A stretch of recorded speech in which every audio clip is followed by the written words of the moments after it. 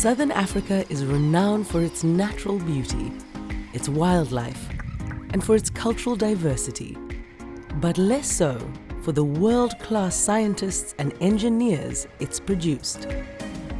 In 2022, the contribution of two Southern African scientists in the fight against COVID-19 was recognized when Time magazine named them amongst the 100 most influential people in the world.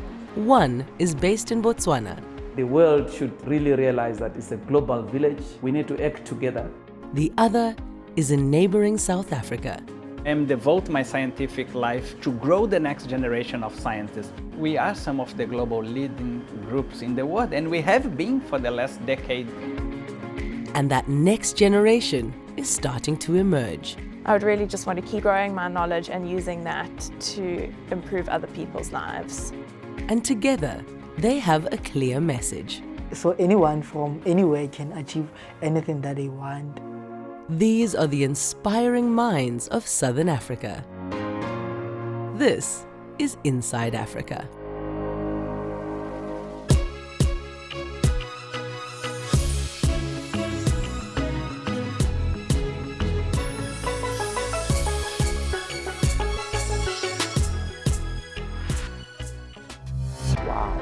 Interesting mutations.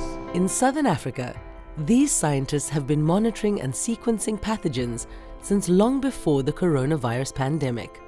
In Botswana, Dr. Shiulile Moyo is one such virologist. I grew up in a village near Bulawayo, and of course every child will be asked, what do you want to be? And I remember very vividly that at that time I wanted to be a medical doctor, because the doctors used to come to our village once in a while, and that was my passion. Dr. Moyo completed an undergraduate degree in Zimbabwe, studied further at the University of Botswana, and in South Africa, where he completed his PhD in medical virology at Stellenbosch University. Since 2003, he's been based here at the Botswana-Harvard AIDS Institute Partnership in Gaborone, the nation's capital. The Botswana-Harvard AIDS Institute Partnership is one out of a collaboration with the government of Botswana and the Harvard School of Public Health. At the time, Botswana was beginning to experience large epidemic of HIV, and they decided to form an institute to respond to the pandemic. This seems interesting, guys. Did you see that? Having started as a lab assistant, Dr. Moyo rose through the ranks, becoming laboratory manager in 2016 at a lab that has been responsible for groundbreaking work. We did these trials on mother-to-child transmission that really made a difference in the world in terms of prevention of mother-to-child transmission. And in Botswana, we've come from like 36%. And now we are one of the few countries to be on the road of eliminating HIV mother-to-child transmission. Dr. Moyo and his colleagues have decades of experience conducting clinical trials and observational studies. Botswana is one of the epicenters of HIV, and because of that we had to build capacity in terms of what we call pathogen genomics. And in late 2021, the team here in Gaborone made a globally significant contribution at the height of the coronavirus pandemic.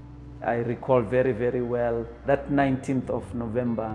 I'll never forget that day. Okay, bye-bye, guys. Like one of the ordinary days, I leave my house and I listen to my music in the car, and it was one of those days. I saw something. To me, I was like, Dr. Moyo, something must be wrong. We are used at 5-10 mutations, and now we are on 32 mutations. That's a problem. Then he quickly wrote a message to an email to the Minister of Health that we have got something unusual, and this needs further investigation. Dr. Moyo also contacted his former professor, Tulio de Oliveira, director of the Center for Epidemic Response and Innovation at Stellenbosch University. I was studying for my PhD in Stellenbosch University in Cape Town. He was appointed to be my co-supervisor. I learned a lot from him. So it was not an accident that me and him were able to work together on COVID. In 2022, recognizing their identification and reporting of the emergence of the coronavirus Omicron variant, Moyo and de Oliveira were together made a part of the Time 100, I pinched myself many times and I said, this represents the people that I work with. It represents my family. In my culture, they say that an African child is raised by the whole village. So the people that have helped me on the way, they take pride when they see the time 100. I wished my mother was alive and my father was alive to see that. When not in the lab, Dr. Moyo writes and records gospel music. I work with my friends and we sit down and we try them, or with my son, and I've released albums. So that's one of the things that I do. It allows me to distress. Though his family admit they get to spend less time than they would like with him, they're proud of his achievements. Being one of the 100 most influential people in the world for this year, it's quite crazy when you think about it. We never saw it coming. So when it was announced, it was a wow for us. And you think, hey, this kind of recognition is big. And Dr. Moyo's colleagues, who perhaps spend the most time with him, are equally quick to commend him. He's a very meticulous scientist, very hardworking scientist, and it is no surprise that he's been able to contribute as much as he has done. He's a superhuman being and a super scientist.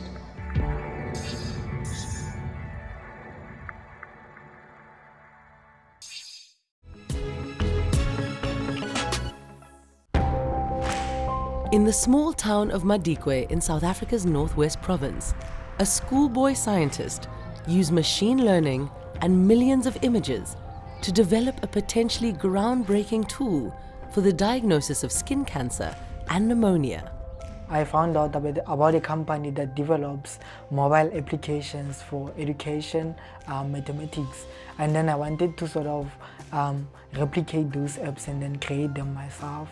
And then I just developed a fair amount of love for coding.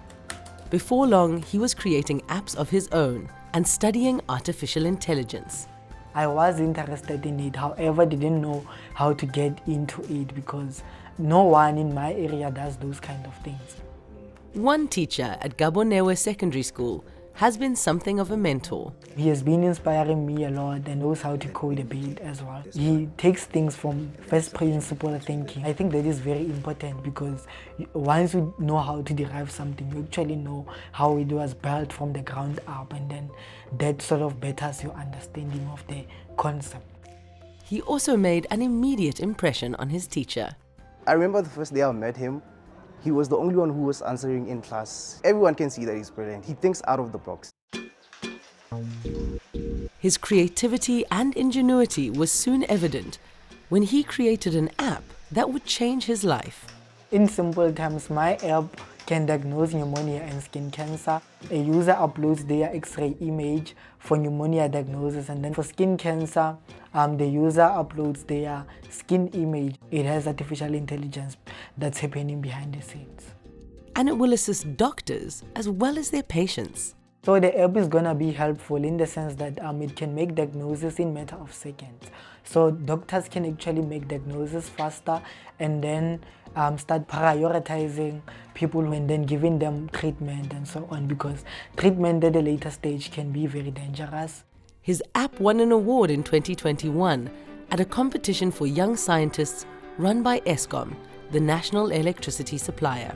I have been participating in the Eskom Expo for Young Scientists for 4 years now. I've been fortunate enough in 2021 to have won and to have been an overall winner in the computer science and software development category. I was then selected to go represent South Africa in Tunisia.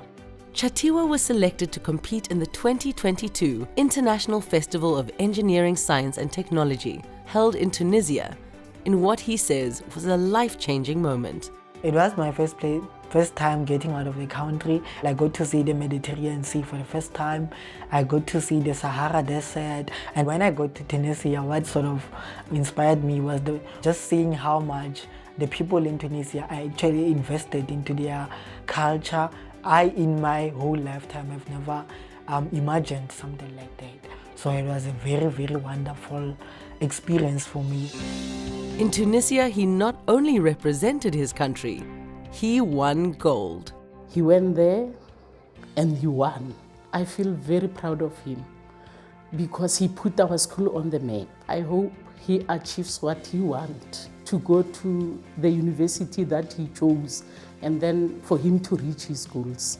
That's my wish. And his mathematics teacher is equally proud of his student. It's very unheard of, especially this side of Northwest, for a kid as young as him to be doing this. Along with his gratitude to those who've supported him, he credits his family for keeping him on track. So my family has been very encouraging to me, because at times I will even sort of feel discouraged. As well, I will sort of have an imposter syndrome, thinking that I'm not good enough for this. And then they usually, the people who actually sort of help me with getting rid of those bad thinkings and so on. And when not coding or relaxing listening to music, he's online. So a lot of things I know are from the internet. YouTube is university for me. I follow DeepMind, and then I follow Lex Friedman. Those things sort of fuels my passion to want to be part of something big. And as his school days draw to a close, he's thinking of his future. I have a dream of changing the world through science and technology, creating something so meaningful that even when I'm no longer here, I'm still remembered to create something that will actually change lives.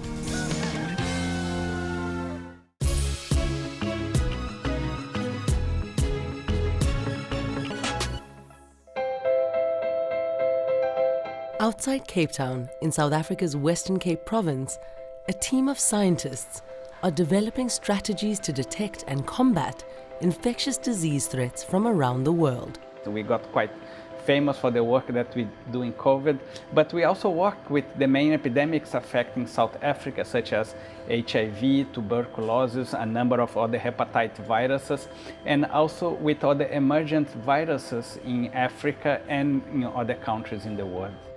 Professor de Oliveira was born in Brazil, where he grew up fascinated by science and technology. In 1997, I came to South Africa when I was in the last year of my Bachelor of Science, because my mother came to work at Mozambique, where she coordinated quite some large projects for the United Nations to reconstruct the country. Today, Professor de Oliveira splits his time between this facility and his laboratories in Durban on the country's east coast. I have founded 2 institutes. The first one is called the KwaZulu-Natal Research Innovation and Sequence Platform, or KRISP for short. That's in Durban, inside the Nelson Mandela School of Medicine. And there we have a genomics facility, but I also founded a second institute called the Center for Epidemic Research and Innovation. At present, I direct both of the institutes. De Oliveira is determined to address what he considers to be a widely held misconception. There is a strong perception that high-level science can only be done in developed countries. But what people have to realize is that we are some of the global leading groups in the world, and we have been for the last decade or two. And the reason for that is that we have this long-term experience with other pathogens. We have invested very heavily in science and technology, but also competing for the biggest international grants. There is one scientist in Botswana with whom de Oliveira has a special working relationship and a personal history. He was doing a PhD here at Stellenbosch University, which I was his supervisor, And what he would do, not only come here for training, but he would spend weeks and weeks in my lab in KwaZulu-Natal. And there we worked very well together. His project focused on HIV. And then when COVID came, we also started interacting again as part of the African Pathogen Genomic Initiative. In November 2021, Professor de Oliveira received news of the mutations detected by Dr. Moyo and his team in Botswana. We identified the Omicron, but we also helped the United Kingdom to identify the Alpha variant. So collaboration and teamwork has always been very important in science. But I should stress that was even 10 times more important during the COVID pandemic. The discovery of the Omicron variant earned de Oliveira and his friend and colleague, Dr. Moyo, a place on the Time 100 most influential people list. Never really interested me on chasing awards. But the Time 100 was very special, and we get that recognition together. That was really important. During the worst of the COVID pandemic, scientists everywhere were working long and hard to learn all they could. I led two big teams in South Africa. The first one was the Network for Genomic Surveillance, and that involved both KRISP in KwaZulu-Natal, CERI in Stellenbosch, but another 9 labs in South Africa that produce data in real time. And in addition to that, we create a bigger consortium called the Variant Consortium, close to 500 scientists that work together and trying to answer all the big questions that we have when a variant emerges. Today, Professor de Oliveira is working alongside a young man from Malawi. So we came to South Africa to be trained on how to sequence COVID-19 samples. So during that training, I performed so well, so I got a chance. And then I was selected to be one of the students here at Stellenbosch University. My plan is once I finish, I should go back to Malawi and give back to my people. The significance and the challenges of the work that the professor and his colleagues and his students do is undeniable. Our group do work in the emergence of virus and epidemic response, so we like to joke that normally we go where no one wants to, but a lot of time we are the first responders, and that excites us, sometimes quite dangerous, but that's part of a scientist's life. And de Oliveira recognizes there's every likelihood new challenges will again emerge. And that's really associated to 2 or 3 big factors. Global warming, big destruction of the environment, urbanization, people and goods can travel much easier. So what we are seeing, it is viruses and pathogens being introduced in different places. We can help the whole world to prepare for as pathogens emerge. De Oliveira believes we must learn valuable lessons from the COVID pandemic.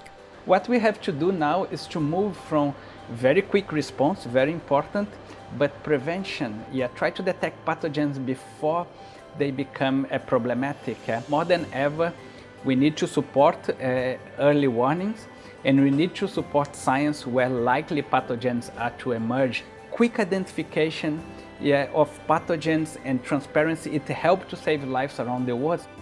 Today, here at the Center for Epidemic Response and Innovation, there is a sense of cautious optimism. We are in a brand new development, so it is a state-of-the-art building that can host 1,000 scientists. We have access to the best equipment in the world. We can also start developing therapy and vaccines, and together with that investment, we really expect to become one of the places leading in science in the world.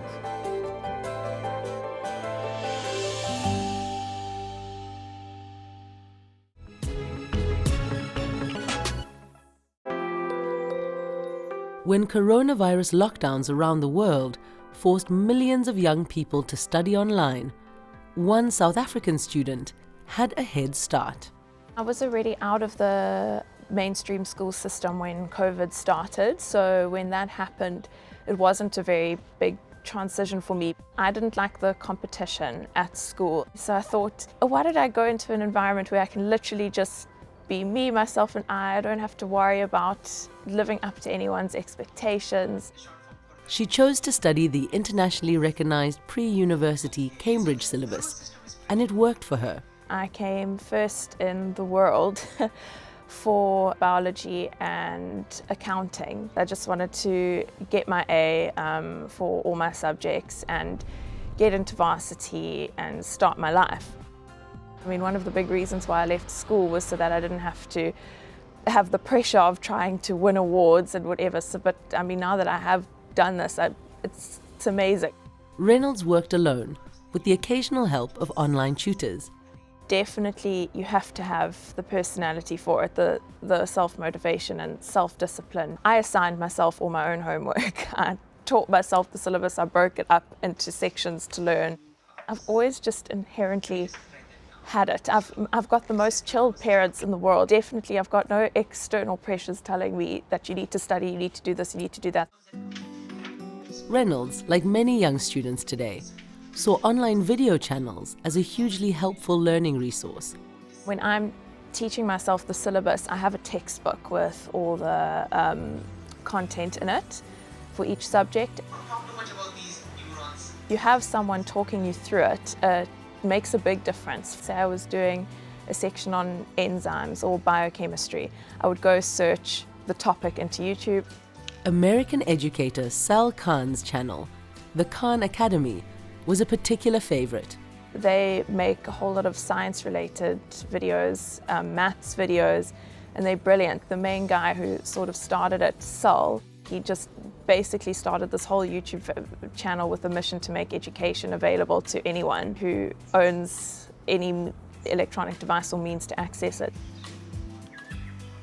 Since her academic achievement in late 2021, she's joined the University of Cape Town on an academic scholarship where she's studying psychology.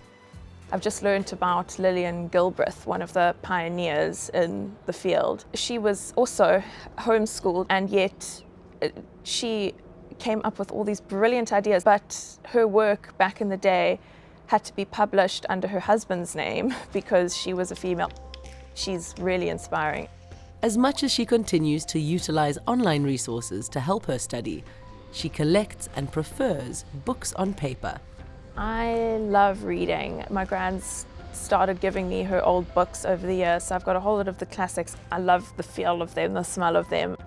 While her family remains in Durban on the country's east coast, she enjoys occasional visits. We love Spirit Cafe. I mean, that's my favorite place to go because I'm super health conscious. And when not on campus at the University of Cape Town, Reynolds has a routine.